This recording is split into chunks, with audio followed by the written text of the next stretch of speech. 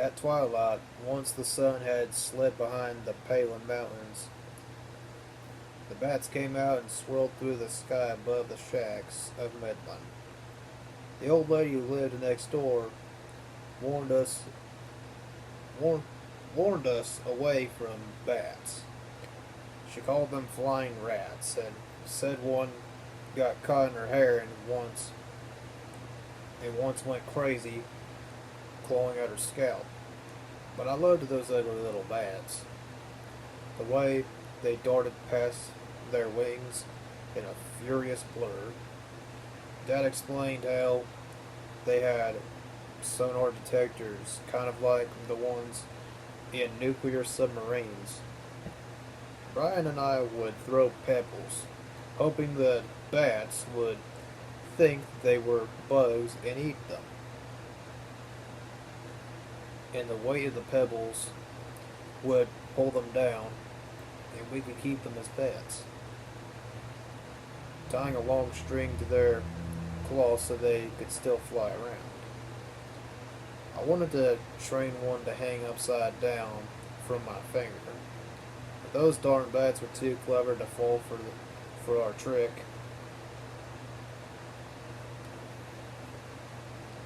The bats were out, swooping and screeching. When we left Midland for Blythe earlier that day, Mom had told us the baby the baby had decided it was big enough to come out soon and join the family. Once we were on the road, Dad and Mom got in a big fight over how many months she'd been pregnant. Mom said she was 10 months pregnant.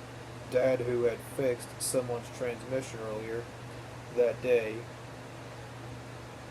and used the money he made to buy a bottle of tequila, said she probably lost track somewhere. I always carried children longer than most women, Mom said. Lori was in my womb for 14 months. Bullshit, Dad said. Unless Lori's part elephant.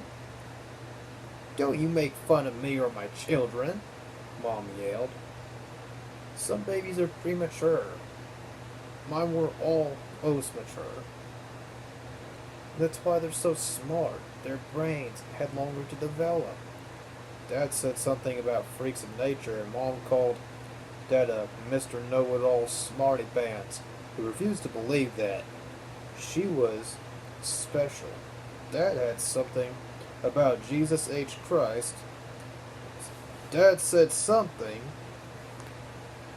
about Jesus H. Christ on a goddamn crutch not taking that much time to gestate. Mom got upset at Dad's blasphemy, reached her foot over to the driver's side, and stomped on the brake. It was in the middle of the night, and Mom bolted out of the car and ran into the darkness. You crazy bitch! Dad hollered. Get your goddamn ass back in the car! You make me, Mr. Tough Guy!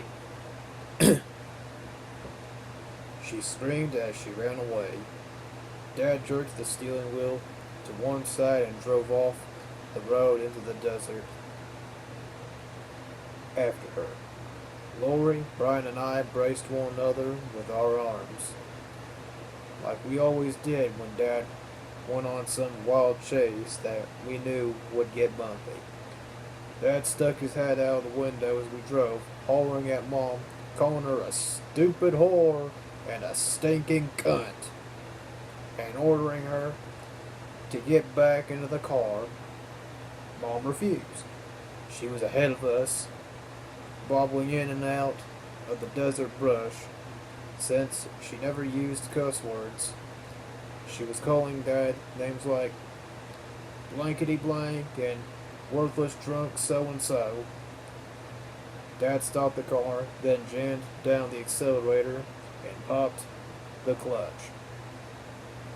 We shot forward toward Mom, who screamed and jumped out of the way, Dad turned around and went for her again. It was a moonless night, so we couldn't see Mom except when she ran into the beam of the headlights. She kept looking over her shoulder, her eyes wide like a hunted animal's. We kids cried and begged for Dad to stop, but he ignored us. I was even more worried about the baby inside Mom's swollen belly than I was about her. The car bounced on holes and rocks, brush scratching against its sides, and dust coming through the open windows. Finally, Dad cornered Mom against some rocks. I was afraid he might smush her with the car, but instead, he got out and dragged her back, legs flailing, and threw her into the car. We banged together through the desert and onto the road. Everyone was quiet except Mom, who was sobbing that she really did carry Lori for 14 months. Mom and Dad made up the next day, and by late afternoon, Mom was cutting Dad's hair in the living room of the apartment we'd rented in Blythe. He'd taken off his shirt and was sitting backward on a chair with his head bowed and his hair combed forward. Mom was snipping away while Dad pointed out the parts that were still too long. When they were finished, Dad combed his hair back and announced that Mom had done a hell of a fine shearing job.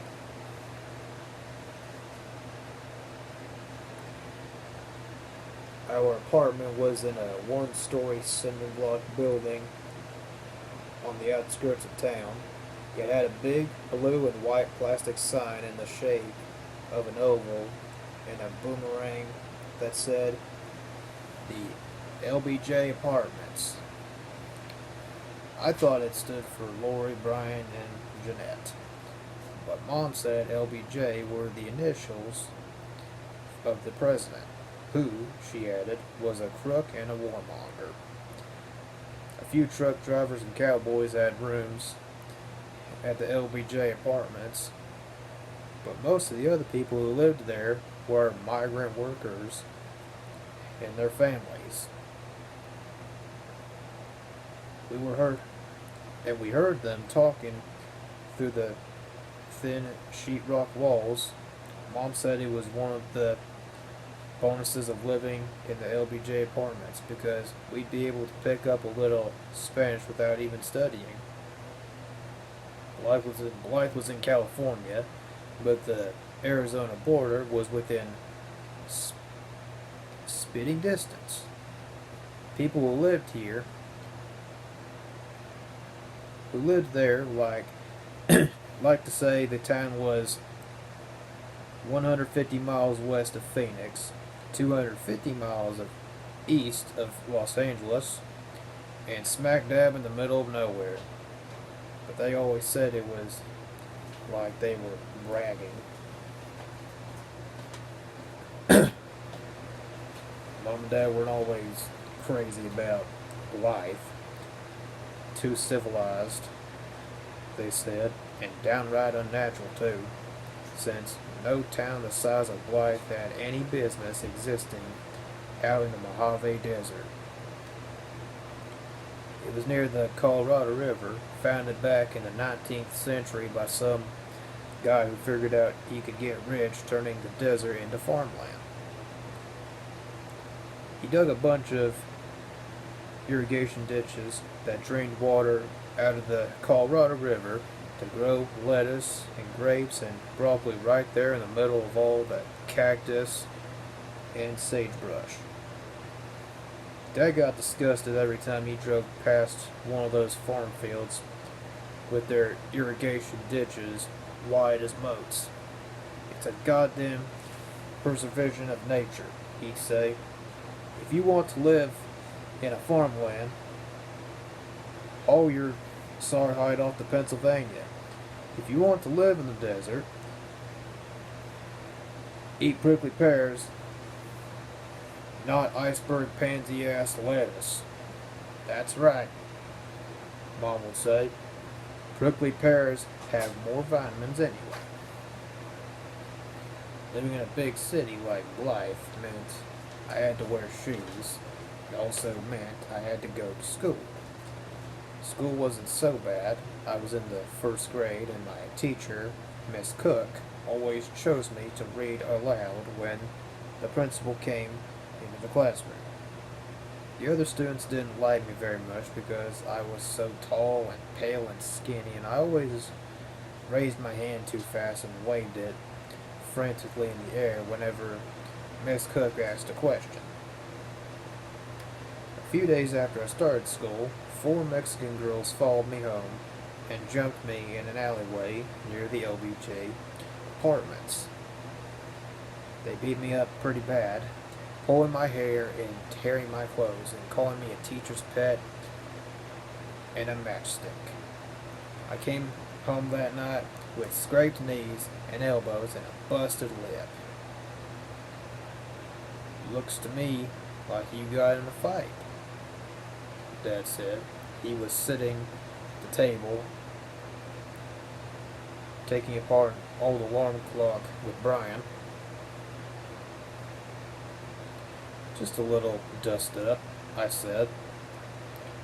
That was the word Dad always used after he'd been in a fight. How many were there? 6, I lied. Is that split lip okay? He asked. This little old scratch?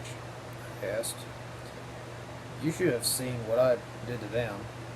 That's my girl, Dad said, and went back to the clock, but Brian kept looking over at me. The next day, when I got to the alley, the Mexican girls were waiting for me. Before they could attack, Brian jumped out from behind a clump of sagebrush, waving a yucca branch. Brian was shorter than me, and just as skinny, with freckles across his nose and sandy red hair that fell into his eyes. He wore my hand-me-down pants, which I had inherited from Lori and then passed on to him. They were always sliding off his bony behind. Just back off now, and everyone can walk away with their limbs still attached, Brian said. It was another one of Dad's lines. The Mexican girls stared at him before bursting into laughter. Then they surrounded him. Brian did fairly well fending them off until the yucca branch broke. Then he disappeared beneath a flurry of swinging fists and kicking feet. I grabbed the biggest rock I could find and hit one of the girls on the head with it from the jolt in my arm. I thought I just cracked her skull. She sank to her knees. One of her friends pushed me to the ground and kicked me in the face. Then they all ran off, the girl I had hit holding her head as she staggered along. Brian and I sat up. His face was covered with sand. All I could see were his blue eyes peering out, and a couple of spots of blood seeping through. I wanted to hug him, but that would have been too weird. Brian stood up and gestured for me to follow him. We climbed through a hole in the chain-linked fence he had discovered that morning and ran into the iceberg lettuce farm next to the apartment building. I followed him through the rows of big green leaves, and we eventually settled down to feast, burying our faces in the huge wet heads of lettuce and eating until our stomachs ached. I guess we scared them off pretty good, I said to Brian. I guess, he said. He never liked to brag, but I could tell he was proud that he had taken on 4 bigger, tougher kids, even if they were girls. Lettuce war! Brian shouted. He tossed a half-eaten lettuce at my head like a grenade.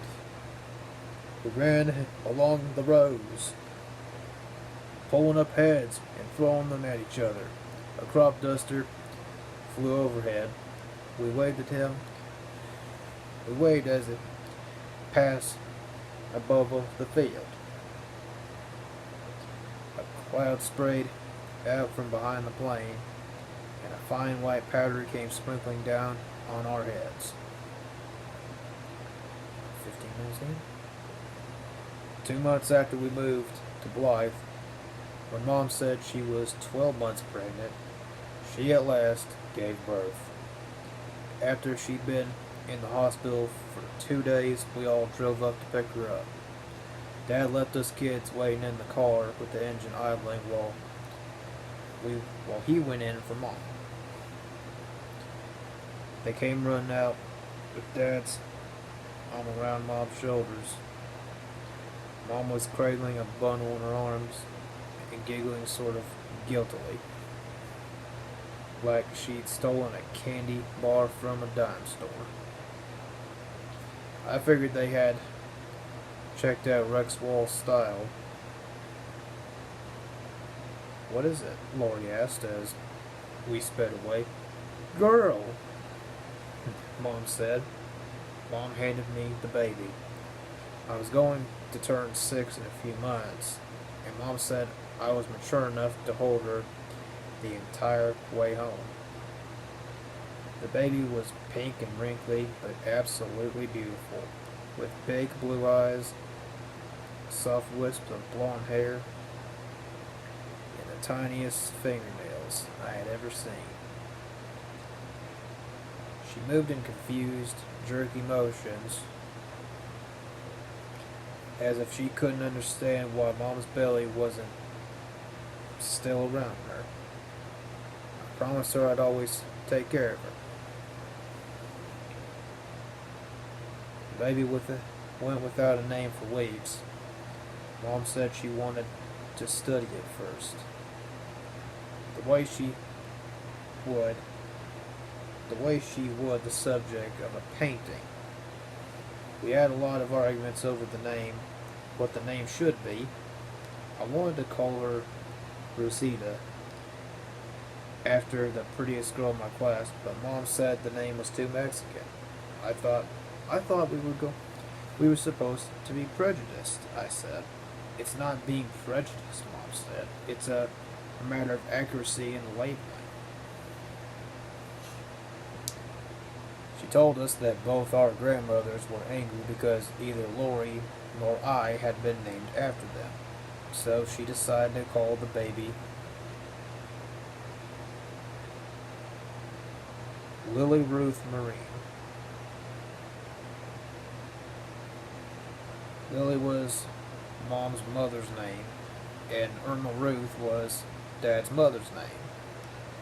But we'd call the baby Maureen, a name Mom liked because it was a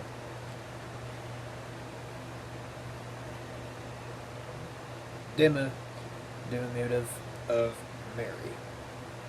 So she'd also be naming the baby after herself, but pretty much no one would know it.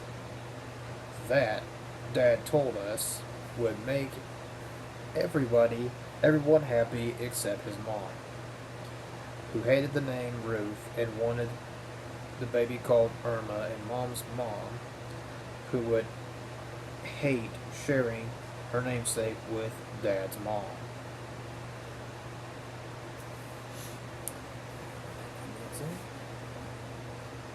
A few months after Maureen was born, a squad car tried to pull us over because the brake lights on the green caboose weren't working.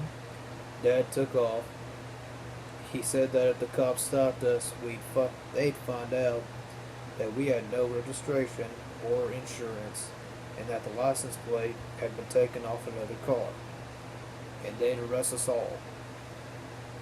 After barreling down the highway, he made a screeching U-turn with us kids feeling like the car was going to tumble over on its side, but the squad car made one too. Dad peeled through Blythe at 100 miles an hour, ran a red light, cut the wrong way up a one-way street. The other cars honking and pulling over. He made a few more turns, then headed down an alley and found an empty garage to hide in. We heard the sound of a siren a couple blocks away, and then it faded. Dad said that since the Gestapo would have their eyes out for the green caboose, we'd have to leave it in the garage and walk home. The next day, he announced that life had become a little too hot and we were hitting the road again. This time, he knew where we were going. Dad had been doing some research and settled on a town in northern Nevada called Battle Mountain. There was gold in Battle Mountain, Dad said, and he intended to go after it with the prospector. Finally, we were going to strike it rich. Mom and Dad rented a big U-Haul truck. Mom explained that since only she and Dad could fit in the front of the U-Haul, Lori, Brian, Maureen, and I were in for a treat. We got to ride in the back. It would be fun, she said, a real adventure. But there wouldn't be any light, so we would have to use all our resources to entertain one another. Plus, we were not allowed to talk, since it was illegal to ride in the back. Anyone who heard us might call the cops. Mom told us the trip would be about 14 hours if we took the highway. But we should tack on another couple of hours because we might make some scenic detours. We packed up what furniture we had. There wasn't much, mostly parts for the prospector and a couple of chairs and Mom's oil paintings and art supplies. When we were ready to leave, Mom wrapped Maureen in a lavender blanket and passed her to me, and we kids all climbed into the back of the U-Haul. Dad closed the doors. It was pitch black, and the air smelled stale and dusty. We were sitting on the ribbed wooden floor on frayed, stained blankets used to wrap furniture, feeling for one another with our hands. "Here goes the adventure," I whispered. "Shh," Roy said. The U-Haul started up and lurched forward. Maureen let loose with a loud, high-pitched wail. I shushed her and rocked her and patted her, but she kept crying, so I gave her to Lori, who whispered sing-song into her ear and told jokes. That didn't work either, so we begged Maureen to please stop crying. Then we just put our hands over our ears. After a while, it got cold and uncomfortable in the back of the dark U-Haul. The engine made the floor vibrate, and we'd all go tumbling whenever we hit a bump. Several hours passed. By then, we were all dying to pee and wondering if Dad was going to pull over for a rest stop. Suddenly, with a bang, we hit a huge pothole, and the back doors on the U-Haul flew open. The wind shrieked through the compartment.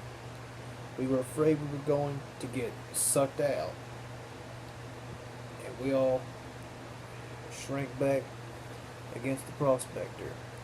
The moon was out. We could see the glow from the U-Haul's taillights and the road we'd come down. Stretching back Through the silvery desert, the unlocked door swung back and forth with loud clanks. Since the furniture was stored between us and the cabin, we couldn't knock on the wall to get Mom and Dad's attention. We banged on the sides of the U-Haul and hollered as loud as we could, but the engine was too noisy, and they couldn't hear us. Brian crawled to the back of the van. Then one of the doors swung in. He grabbed at it, but it flew open again, jerking him forward. I thought the door was going to drag him out, but he jumped back in just in time and scrambled along the wooden floor toward Lori and me. Brian and Lori held tight to the prospector, which Dad had tied securely with ropes. It was holding Maureen, who, for some strange reason, had stopped crying. I wedged myself into a corner. It seemed like we'd have to ride it out. Then a pair of headlights appeared away in the distance between us. We watched as the car slowly caught up with the U-Haul. After a few minutes, it pulled up right behind us, and its headlights caught us there in the back of the cab. The car started honking, flashing its brights. Then it pulled up and passed us. The driver must have signaled Mom and Dad, because the U-Haul slowed to a stop and Dad came running back with a flashlight. "What the hell was going on?" he asked. He was furious. We tried to explain that it wasn't our fault the doors flew open, but he was still angry. I knew that he was scared, too. Maybe even more scared than angry. "Was that a cop?" Brian asked. "No," Dad said. "And you're sure as hell lucky if it wasn't, or he'd be hauling your asses off to jail."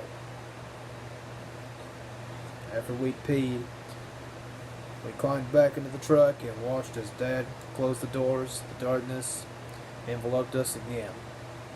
We could hear Dad locking the doors and double-checking them. The engine restarted, and we continued on our way. Battle Mountain had started out as a mining post, settled 100 years earlier by people hoping to strike it rich. But if anyone ever had struck it rich in Battle Mountains, they must have moved somewhere else to spend their fortune.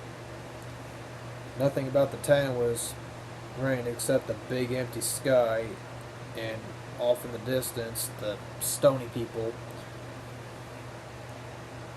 Tuscarora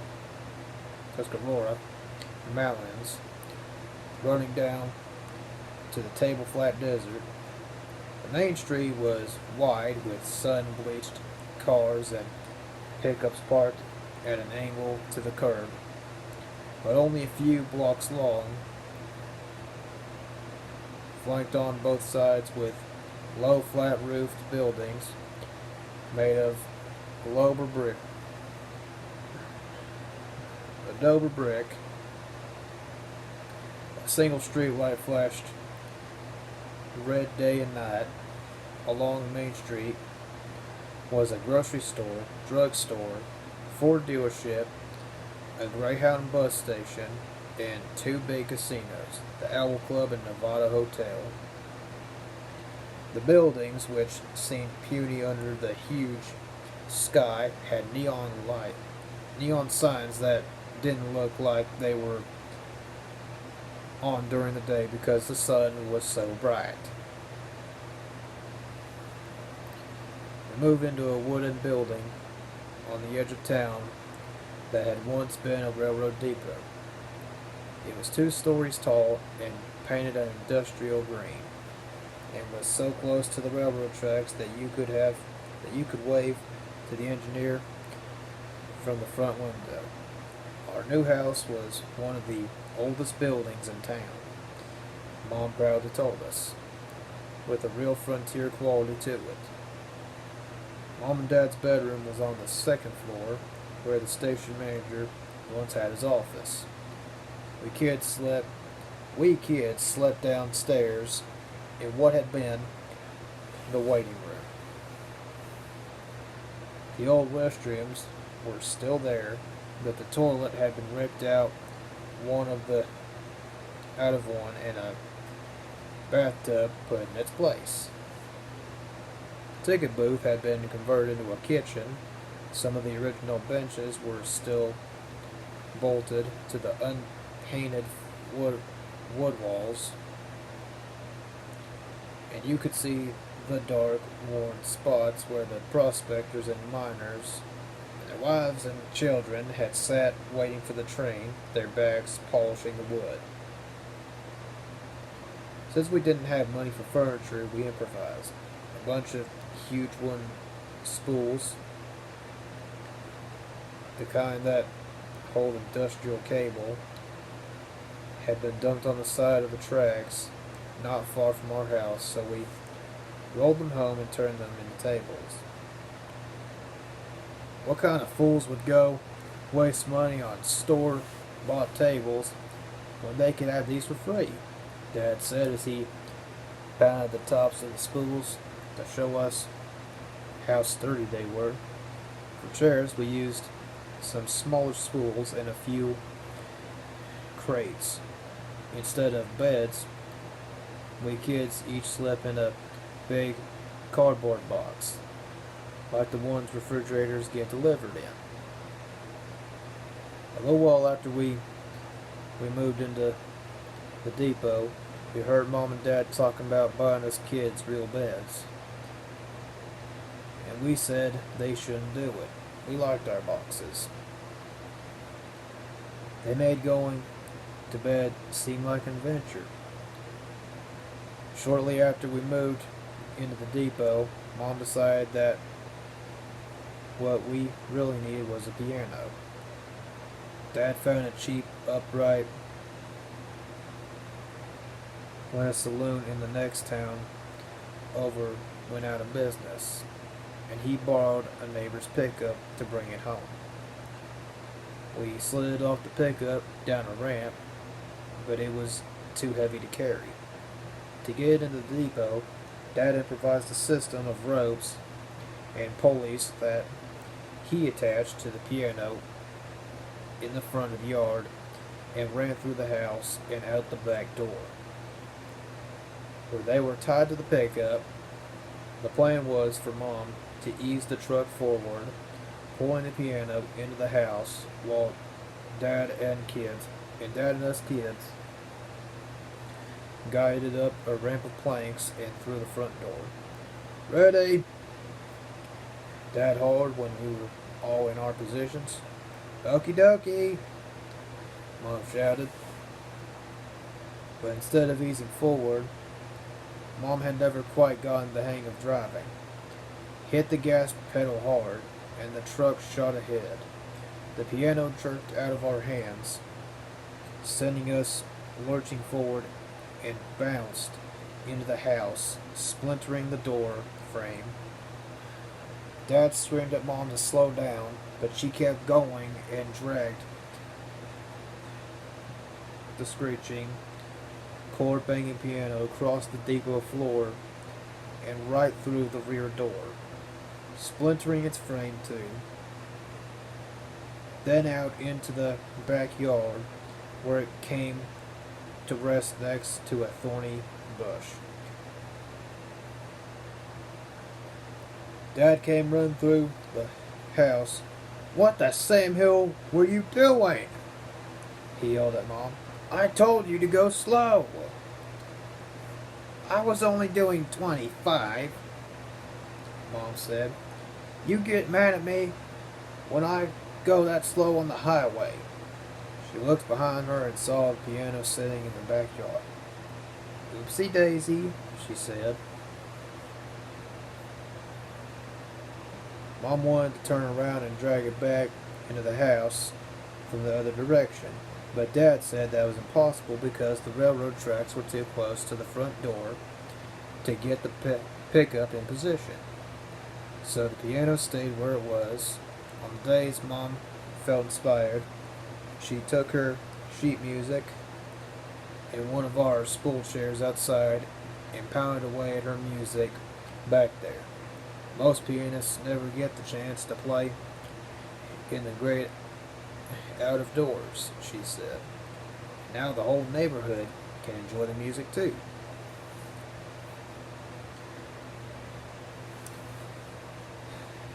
Dad got a job as an electrician in a barite mine. He left early and came home early. And in the afternoons we all played games.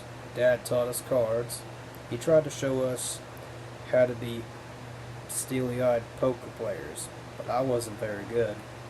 Dad said you could read my face like a traffic light, even though I wasn't much of a bluffer. I'd sometimes win a hand because I was always getting excited by even mediocre cards, like a pair of fives, which made Brian and Lori think I'd been dealt aces. Dad also invented games for us to play, like the Ergo game, in which we'd make two statements of fact and we had to answer a question based on those statements, or else say insufficient information to draw a conclusion and explain why. When Dad wasn't there, we invented our own games. We didn't have many toys, but you didn't need toys in a place like Battle Mountain. We'd get a piece of cardboard and go tobogganing down the depot's narrow staircase.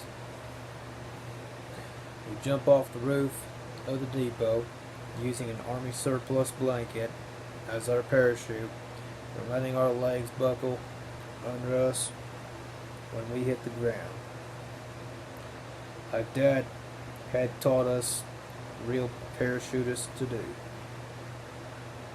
We put a piece of scrap metal or a penny, if we were feeling extravagant, on the railroad tracks before the train came. After the train had roared by, the massive wheels churning, we'd run to get our newly flattened, hot and shiny piece of metal. The thing he liked to do most was going exploring in the desert. We'd get up at dawn, my favorite time, when the shadows were long and purple, and you still had the whole day ahead of you. Sometimes Dad went calling out orders in a sing-song chant. Up, 2, 3, 4. And then we'd stop and do push-ups, or Dad would hold out his arm so we could do pull-ups on it. Mostly, Brian and I exploring by ourselves. That desert was filled with all sorts of amazing treasures. We had moved to Battle Mountain because of the gold in the area, but the desert also had tons of other mineral deposits. There was silver, copper, uranium, and barite, which Dad said oil drilling rigs used. Mom and Dad could tell what kind of minerals and ore were in the ground from the color of the rock and soil. So they taught us what to look for. Iron was in the red rocks, copper was in the green. There was so much turquoise, nuggets, and even big chunks of it lying on the desert floor, that Brian and I could fill our pockets with it until the weight practically pulled our pants down. You could also find arrowheads and fossils and old bottles that had turned deep purple from lying under the boiling sun for years. You could find the sun-parched skulls of coyotes and empty turquoise shells, and the rattles and shed skins of rattlesnakes. You could find great big bullfrogs that had stayed in the sun too long and were completely dried up and as light as a piece of paper. On Sunday night, if Dad had money, we'd all go to the Owl Club for dinner. The Owl Club was world famous, quote unquote, according to the sign, where a hoot owl wearing a chef's hat pointed the way to the entrance. Off to one side was a room with rows of slot machines that were constantly clinking and ticking and flashing lights. Mom said the slot players were hypnotized. Dad said they were damn fools. Never play the slots, Dad told us. They're for suckers who rely on luck. Dad knew all about statistics, and he explained how the casinos stacked the odds against the slot players. When Dad gambled, he preferred poker and pool games of skill, not chance. Whoever coined the phrases, "a man's got to play the hand that was dealt him," was most certainly one piss poor bluffer, Dad said. The Owl Club had a bar where groups of men with sunburned necks huddled together over beers and cigarettes. They all knew Dad, and whenever he walked in, they insulted him in a loud, funny way that was meant to be friendly.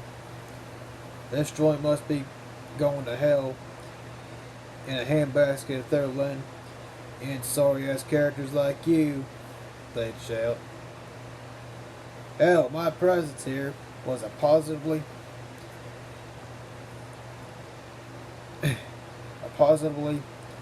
elevating effect compared to you mangy coyotes," Dad would yell back. They'd all throw their heads back and laugh and slap another between the shoulder blades.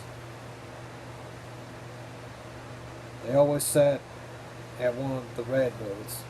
"Such good manners," the waitress would exclaim, because Mom and Dad made us say "sir" and "ma'am" and "yes please" and "thank you." "They're damn smart too," Dad would declare. "Finest damn kids ever walked the planet." And we'd smile and order hamburgers or chili dogs and milkshakes and big plates of onion rings that glistened with hot grease. The waitress brought the food to the table and poured the milkshakes from a sweating metal container into our glasses. There was always some left over, so we kept the container on the table for us to finish. "Looks like you hit the jackpot and got something extra," she'd say with a wink. We always left the Owl House so stuck we could barely walk. "Let's waddle home, kids," Dad would say. The bar right mine where Dad worked had a commissary, and the mine owner deducted our bill and rent for the depot out of Dad's paycheck. Every month, at the beginning of each week, we went to the commissary and brought home bags and bags of food. Mom said only people brainwashed by advertising bought prepared foods such as SpaghettiOs and TV dinners. She bought the basics: sacks of flour or cornmeal, powdered milk, onions, potatoes, 20-pound bags of rice or pinto beans, salt, sugar, yeast for baking bread, cans of jack mackerel, a canned ham, or a fat slab of bologna. And for dessert, cans of sliced peaches. Mom didn't like cooking much. "Why spend the afternoon making a meal that will be gone in an hour? She'd ask us. Where in the same amount of time I can do a painting that will last forever. So once a week or so, she fixed a big cast iron vat of something like fish and rice, or usually beans. We all sort throw the beans together, picking out the rocks. Then Mom would soak them overnight, boil them the next day with an old ham bone to give them flavor, and for the entire week we'd have beans for breakfast, lunch, and dinner. If the beans started going bad, we'd just put extra spice in them, like the Mexicans at the LBJ apartments always did.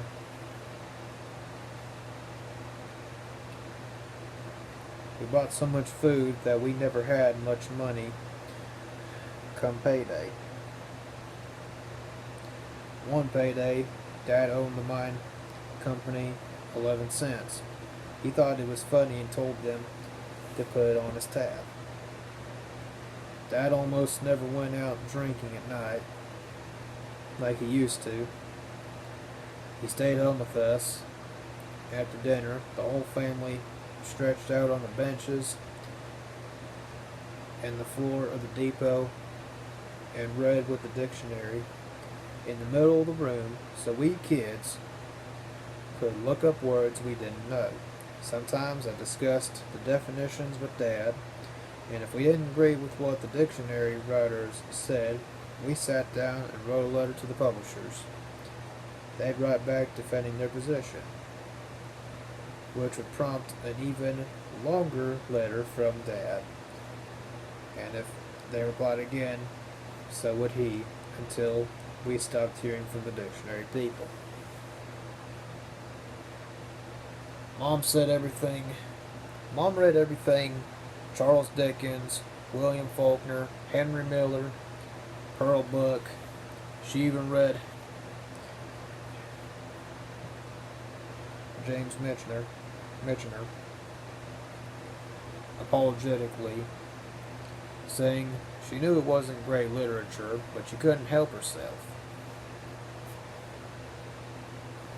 Dad preferred science and math books. Biographies and history. We kids read whatever Mom brought home from her weekly trips to the library. Brian read thick adventure books, ones written by guys like Zane Grey. Lori especially loved Freddie the Pig and all the Oz books. I liked the Laura Ingalls Wilder stories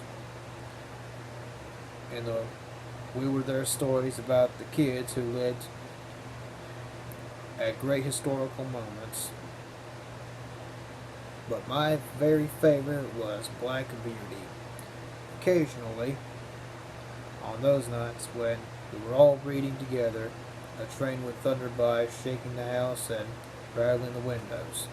The noise was thunderous, but after we'd been there a while, we didn't even hear it.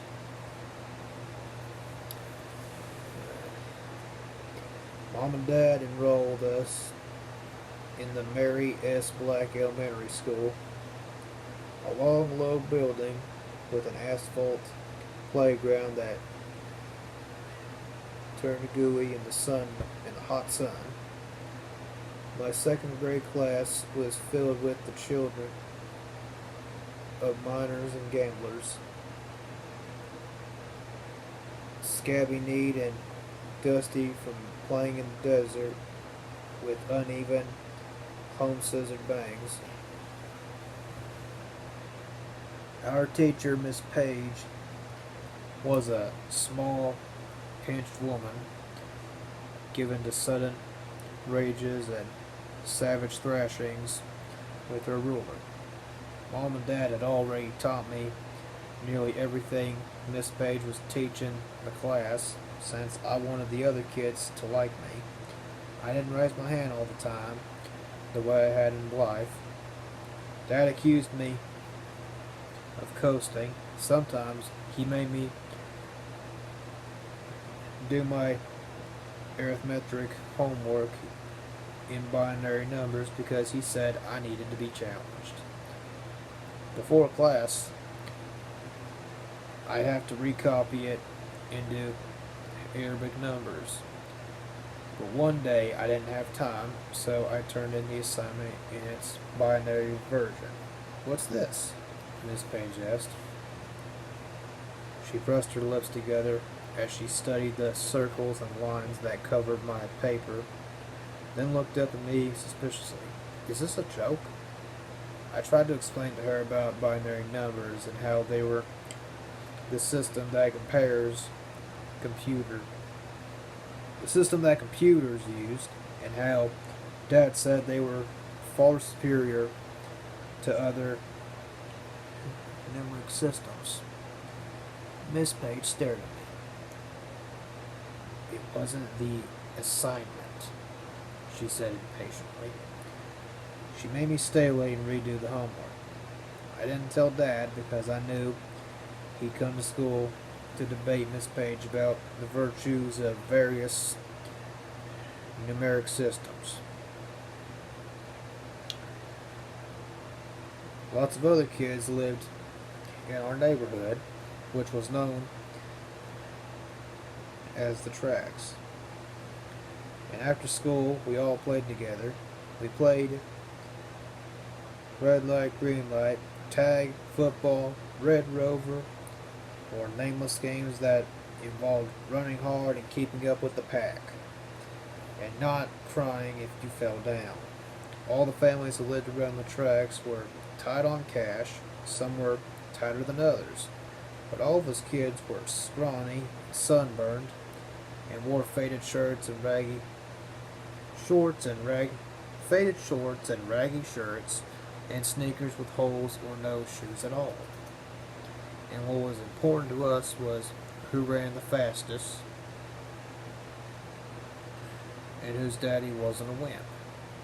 My dad was not only not a wimp, he came out to play with the gang, running alongside us, tossing us up in the air, and wrestling against the entire pack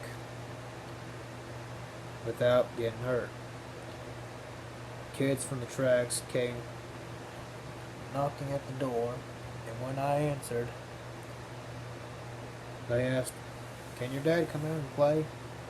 Lori, Brian, and I, and even Maureen, could go pretty much anywhere and do just about anything we wanted. Mom believed that children shouldn't be burdened with a lot of rules and restrictions.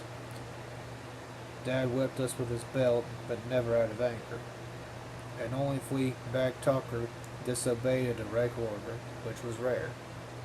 The only rule was that we had to come home when the streetlights went on, and use your common sense, Mom said. She felt it was good for kids to do what they wanted because they learned a lot from their mistakes. Mom was not one of those fussy mothers who got upset when you came home dirty or played in the mud or fell or cut yourself. She said people should get things like that out of their systems when they were young. Once an old nail ripped my thigh while I was climbing over a fence at my friend Carla's house. Carla's mother thought I should go to the hospital for stitches and a tetanus shot. "Nothing but a minor flesh wound," Mom declared, after studying the deep gash. "People these days run to the hospital every time they skin their knees," she added. "We're becoming a nation of sissies." With that, she went back out to play. Some of the rocks I found while I was exploring out in the desert were so beautiful that I could not bear the idea of leaving them there. So I started a collection. Brian helped me with it, and together we found garnets, granite, and obsidian, Mexican crazy lace, more and more turquoise. Dad made necklaces for Mom out of that turquoise. We discovered large sheets of mica, and that you could pound into powder and then rub all over your body so you shimmer under the Nevada sun as if you were coated with diamonds. Lots of times, Brian and I thought we'd found gold and we'd stagger home with an entire bucket full of sparkling nuggets, but it was always iron pyrite, fool's gold. Some of it, Dad said we should keep because it was especially good quality for fool's gold. My favorite rocks to find were guyots, which Mom said came from the volcanoes that had erupted from the Tuscarora Mountains millions of years ago during the Miocene period. From the outside, geodes looked like boring round rocks, but when you broke them open with a chisel and hammer, the insides were hollow like a cave and the walls were covered with glittering white quartz. Crystals are sparkling purple amethyst. I kept my rock collection behind the house and next to Mom's piano, which was getting a little weathered. Lori and Brian and I would use the rocks to decorate the graves of our pets that had died or of the dead animals we found and decided we should get a proper burial. I also held rock sales. I didn't have that many customers because I charged hundreds of dollars for a piece of flint. In fact, the only person who ever bought one of my rocks was Dad. He came out behind the house one day with a pocket full of change and was startled when he saw the price tags I'd taped to each rock. Honey, your inventory might move a little faster if you dropped your prices, he said. I explained that all my rocks were incredibly valuable and I'd rather keep than sell them for less than they were worth. Dad gave me his crooked smile. Sounds like you thought this through pretty well, he said. He told me that he had his heart set on buying a particular price of rose quartz, but didn't have the $600 I was charging. So I cut the price to $500 and let him have it on credit. Brian and I loved going to the dump. We looked for treasures among discarded stoves and refrigerators, the broken furniture, and stacks of bald tires.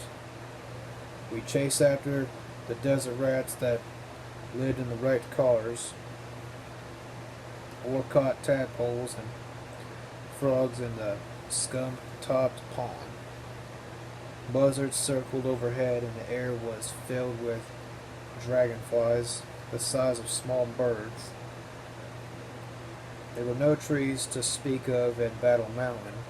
The one corner of the dump had huge piles of railroad ties and rotting lumber that were great for climbing and carving your initials in. We called it the woods. Toxic and hazardous waste were stored in another corner of the dump where you could find old batteries, old drums, paint cans, and bottles with skulls and crossbones. Brian and I decided some of this stuff would make for a neat scientific experiment, so we filled up a couple of boxes with different bottles and jars and took them to an abandoned shed we named our laboratory. At first, we mixed things together, hoping they would explode, but nothing happened. So I decided we should conduct an experiment to see if any of the stuff was flammable. The next day after school, we came back to the laboratory with a box of Dad's matches. We unscrewed the lids of some of the jars, and I dropped in matches, but still nothing happened. So we mixed up a batch of what Brian called nuclear fuel, pouring different liquids into a can. When I tossed in the match, a cone of flame shot up with a whoosh like a jet afterburner. Brian and I were knocked to our feet. When we stood up, one of the walls was on fire. I yelled to Ryan that we had to get out of here, but he was throwing sand at the fire, saying that we had to put it out or we'd get in trouble. The flames were spreading towards the door, eating up that dry old wood in no time. I kicked out a board in the back wall and squeezed through. When Brian didn't follow, I ran up the street calling for help. I saw Dad walking home from work. We came back to the shack. Dad kicked in more of the wall and pulled Brian out coughing. I thought Dad would be furious, but he wasn't. He was sort of quiet. We stood on the street watching the flames devour the shack. Dad had an arm around each of us. He said it was an incredible coincidence that he happened to be walking by.